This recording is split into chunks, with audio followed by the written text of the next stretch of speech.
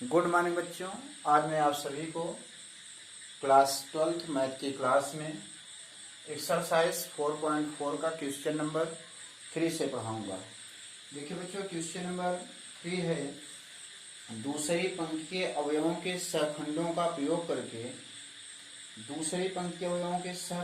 प्रयोग करके सारणिक का मान ज्ञात करना है। सारणिक दिया गया है, सारणिक यहाँ दी गई है 5 3 8 5 3 8 2 0 1 2 0 1 और 1 2 3 1 2 3। तो देखिए बच्चों, यहाँ दिया है दूसरी पंक्ति के सहखंडों का प्रयोग करके। दूसरी पंक्ति हमारी R1 है, ये R2 है और ये क्या है R3। तो दूसरी पंक्ति के सहखंड लेना है, तो पहले हम सहखंड इसका निकाल लें। पहले क्या निकाल लें? सहखंड। तो बच्चों, मैं सहखंड को कैपिटल ए से दिखाने के लिए बोला था। तो देखिए सहखंड कोफैक्टर, तो दूसरी पंक्ति के सहखंडों का प्रयोग करना है। तो दूसरी पंक्ति के सहखंड लेना है, तो दूसरी पंक्ति में अगर हम चलें तो पहले दूसरी पंक्ति प्रथम स्तंभ में लेंगे, अर्थात 8 1 लेंगे। दूसरी पंक्ति का सहखंड क्या होगा? दूसरी पंक्ति प्रथम स्तंभ का लेंगे। भाई ये क्या होगा? दूसरी पंक्ति प्रथम स्तंभ का होगा। ये वाला ये क्या है? दूसरी पंक्ति दूसरे स्तंभ का है, ये दूसरी पंक्ति तीसरे स्तंभ का है। तो A21 बराबर होता है -1 की पावर में। देखिए -1 की पावर में 2 + 1 और यहाँ होता है M21। क्या होता है? M21। तो अगर इसकी वैल्यू निकालें तो A21 बराबर क्या मिलेगा? A21 बराबर मिलेगा -1 पर कितनी घात है? 2 1 3 घात, विषम घात है। -1 पे विषम घात है, जिसका मान होगा ऋणात्मक। अब M21 मतलब उपसारणिक। दूसरी पंक्ति और पहले स्तंभ के अवयवों को छोड़ने पर, देखिए M21 मतलब दूसरी पंक्ति को छोड़ना है और पहले स्तंभ को छोड़ना है। देखिए दूसरी, यहाँ 2 है तो दूसरी पंक्ति को छोड़ना है और 1 है तो पहले स्तंभ को छोड़ना है। बचा क्या? 3 8 2 3। इसको हल कर दें तो हल करने पर हमें बच्चों मिलेगा A21 की वैल्यू मिलेगी -3 त्रिका, इसका इसमें गुणा 3 त्रिका 9 -2 8 16। तो 9 में से 16 घटा दें तो 9 7 16 में से 9 घटा दो उल्टा तो 7 बचा -7। अच्छा देखिए, ये -7 यहाँ भी माइनस है तो क्या हो जाएगा? +7 हो जाएगा। ये माइनस माइनस क्या हो जाएगा? प्लस, तो +7 हो जाएगा। ठीक, A21 का मान हो गया +7। ठीक, उसके बाद अब देखिए क्या है। अब ए वाला सहखंड हमारा आ चुका है।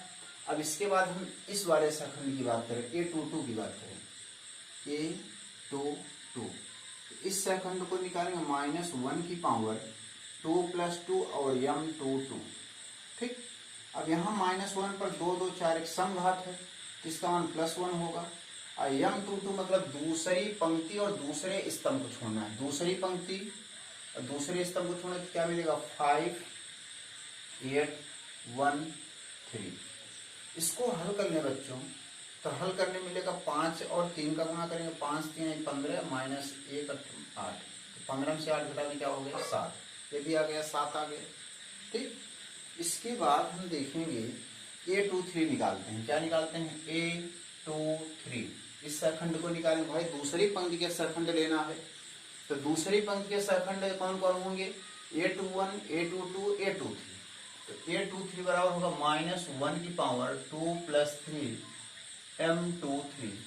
तो होगा -1 पर 3 2 5 विषम घात है, जिसका मान होगा -1। और इसका M23 उपसारणिक लें, अर्थात दूसरी पंक्ति और तीसरे स्तंभ को छोड़ दें। दूसरी पंक्ति छोड़ दें, तीसरा स्तंभ छोड़ दें, बचे क्या? 5 3 और यहाँ 1 2।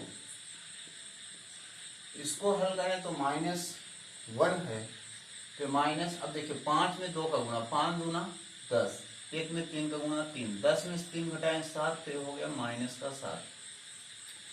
अब देखिए, अब सारणिक का मान निकालना है तो दूसरी पंक्ति के सापेक्ष हमको दूसरी पंक्ति के सहखंडों के सापेक्ष सारणिक का मान निकालना है। तो लेकिन दूसरी पंक्ति से सारणिक का विस्तार करने पर, दूसरी पंक्ति के सापेक्ष सारणिक का विस्तार करने पर यहाँ लिखेंगे R2 के सापेक्ष सारणिक का मान। सारणिक का मान डेल बराबर, देखिए R2 है, तो पहले हम देखेंगे R2 है तो यहां हम लिखेंगे क्या, देखो जो है इसको बच्चों ये बात बता दे हम समझिएगा, A21 capital A21 plus A22 capital A22 plus A33 A23 A23 capital A23। देखिए यहाँ small A21 capital A21, small A22 capital A22, small A23 capital A23। भाई दूसरी पंक्ति के सापेक्ष लेना है ना, तो ये हमारा अवयव क्या है, दूसरी पंक्ति पहले स्तंभ का अवयव, ये क्या है दूसरी पंक्ति दूसरे स्तंभ का अवयव है, और ये क्या है दूसरी पंक्ति और तीसरे स्तंभ का अवयव है। तब वैल्यू सबकी रख दें, सबकी वैल्यू रख दें, इसका आंसर आ जाएगा। तो देखिए A21 का मान कितना है 2 है, A21 का मान कितना है 2 है, और कैपिटल A21 का मान कितना आया है +7, तो हो गया 7 प्लस A22 का मान क्या है 0, और कैपिटल A22 का मान कितना आया है ये भी 7 है। फिर A23 का मान कितना है 1 है, देखिए यहाँ कितना मान है A23 दूसरी पंक्ति तीसरे स्तंभ का अवयव क्या है 1 है, और कैपिटल A23 का मान है -7। इसको हल करें तो 7 गुना 14, 0 7 के गुना 0 हो गया -7, 14 में 7 घटा के क्या हो गया 7। यही बच्चों आंसर आएगा।